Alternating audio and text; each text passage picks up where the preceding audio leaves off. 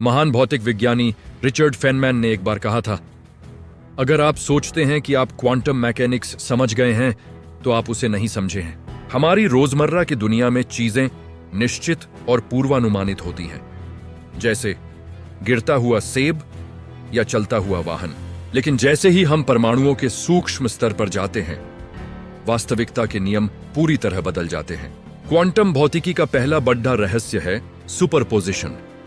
इसका मतलब है कि एक कण एक ही समय में कई राज्यों में हो सकता है। इसे समझने के लिए श्रोडिंगर की बिल्ली का उदाहरण लें।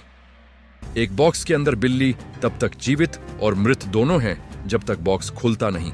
यह संभावनाओं की एक लहर है। जब हम किसी कण को देखते हैं तो वह लहर सिमटकर एक निश्चित वास्तविकता बन जाती है। अब बात करते हैं क्वांटम एंटेंगलमेंट की। आइंस्टीन ने इसे spooky action at A distance, यानी दूर से होने वाली डरावनी क्रिया कहा था। जब दो कण एंटेंगल्ड होते हैं तो एक के साथ जो होता है उसका असर दूसरे पर तुरंत होता है, चाहे वह ब्रह्मांड के दूसरे छोर पर हो। यह जानकारी के आदान प्रदान के हमारे पारंपरिक सिद्धांतों को चुनौती देता है। यह जुड़ाव प्रकाश की गति से भी तेज और तात्कालिक है। फिर आता है हाइजेनबर्ग का अनिश्चितता का सिद्धांत।